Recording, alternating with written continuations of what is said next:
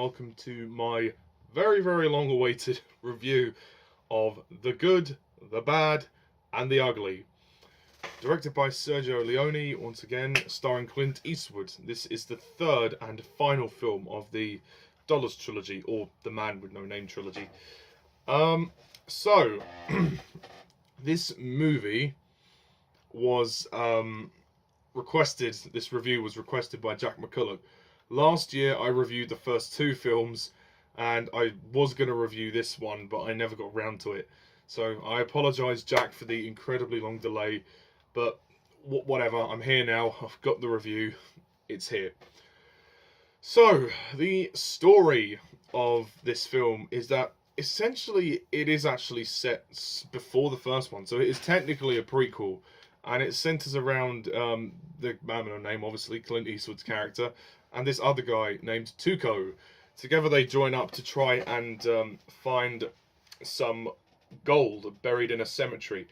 There are various double crossings along the way, and there's also this other guy looking for it as well, who is known as Sentenza.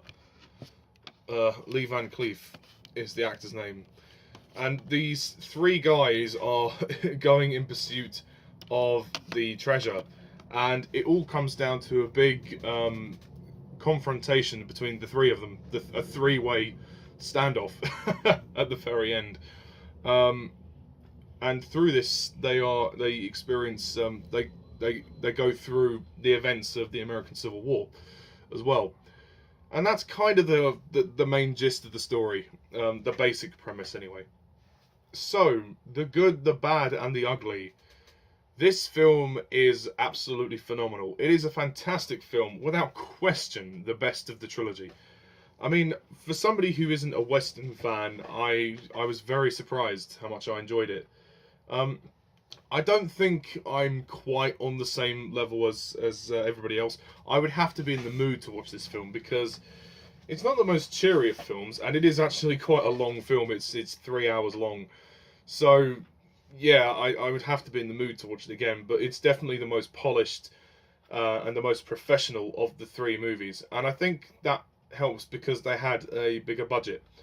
The bigger budget was definitely something that increased the professionalism of this movie, but mainly the filmmaking itself is just phenomenal. Sergio Leone directs perfectly.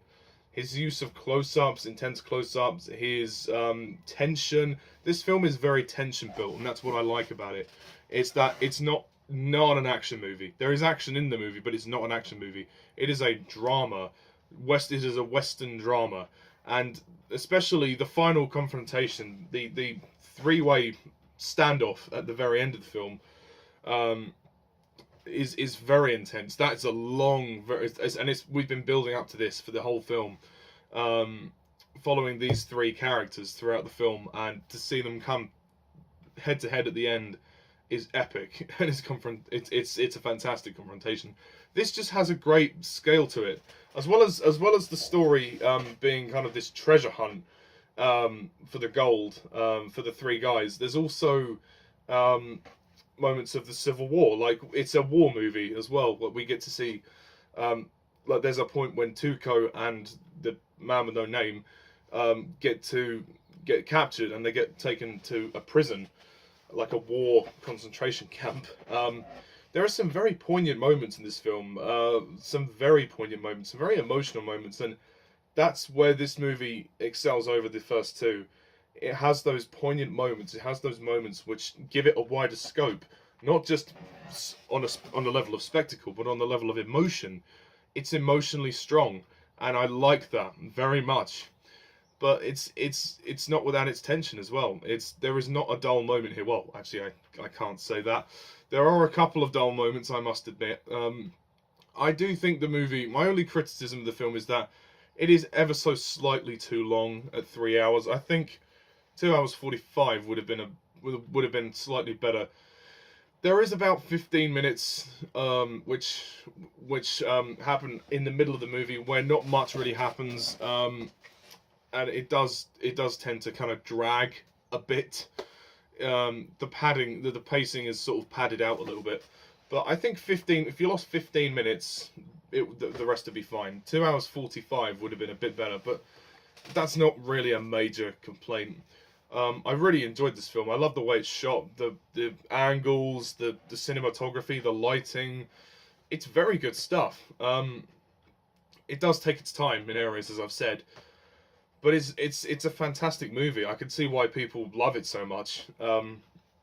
And it just has the most interesting story. It just has the most interesting characters and story out of the 3 films, and it's definitely the best. It was made on a higher budget, and you can tell that immediately. And Leone proved himself to be a fantastic director as well. The performances are wonderful. Levan Cleef plays Sentenza, or Angel Eyes as they call him, who is the other guy who is known as the Bad. He's going after the treasure as well, and it's interesting to follow his journey as well, although he's not as focused on as the other 2. The main person to mention is Eli Wallach, or Wallach? I don't know how you say his name. Eli Wallach as Tuco. He's very good. He's actually kind of funny as well. He's got some moments of comic relief, which is good. And obviously Clint Eastwood as the man with no name, or Blondie, as they call him in this film. His character's still great, still very mysterious. I like him very much. And you could see that Clint Eastwood was going to go on to do great things in his future. I mean, he's still around today. The guy's still making movies at his age. It's unprecedented. The man is unstoppable. Those are kind of the main people in the film. I mean, you've got this captain who's always drunk. He's kind of fun, although his demise is pretty tragic. Rada Rassimov as Maria, who I believe is the girl that is interrogated in the very beginning. She's not really in the movie very much, but for the scene that she had, she was good. This is a great film. Production design, the sets look great. It's well filmed, it's well shot, it's well edited, it's well lit. Bar some pacing, it's well edited. It's a fantastic movie. Unfortunately, though, I can't say that it's going to convert me to westerns. I'm still not a fan of westerns. It's not my type of movie, I must admit. So I'm sorry, Jack, but I have to be honest there. But I will say it is a great movie, a fantastic film, and I do think a lot of filmmakers should look at it, and probably have looked at it, and have been very inspired. I've noticed, and obviously the music is great, the da-da-da-da-da, wah, wah, wah.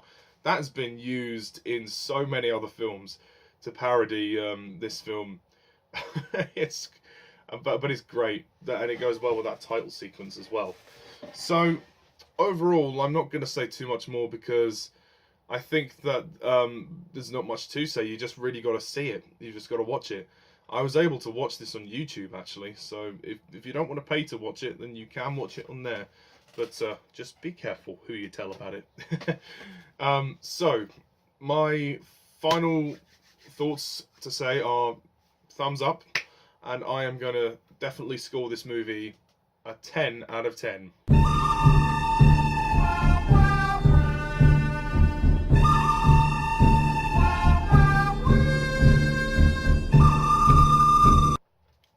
How can I not give this film a 10 out of 10?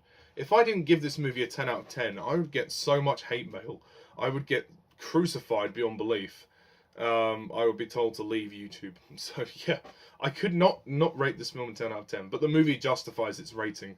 As I said, the only problem I have is the runtime is slightly too long.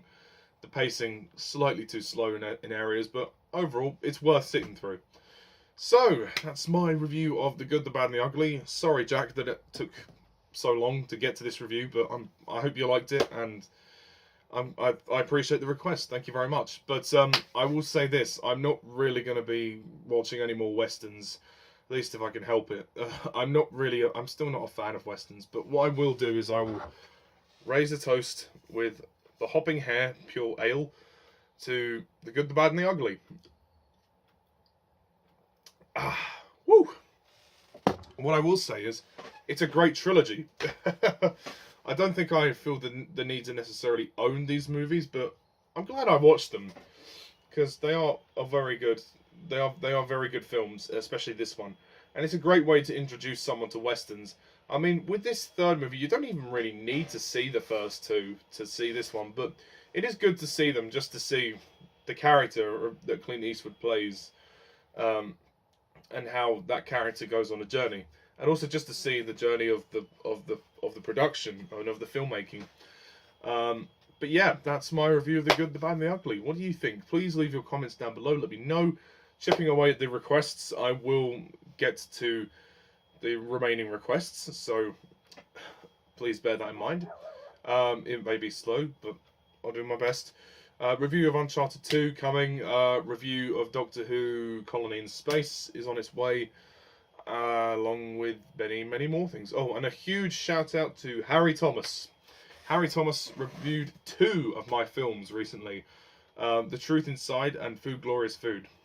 Please subscribe to my other channel, Licensed to Film Productions, to see my own movies. So until next time, folks, thank you all for watching, and as always, I'm Mr. TARDIS11. See ya.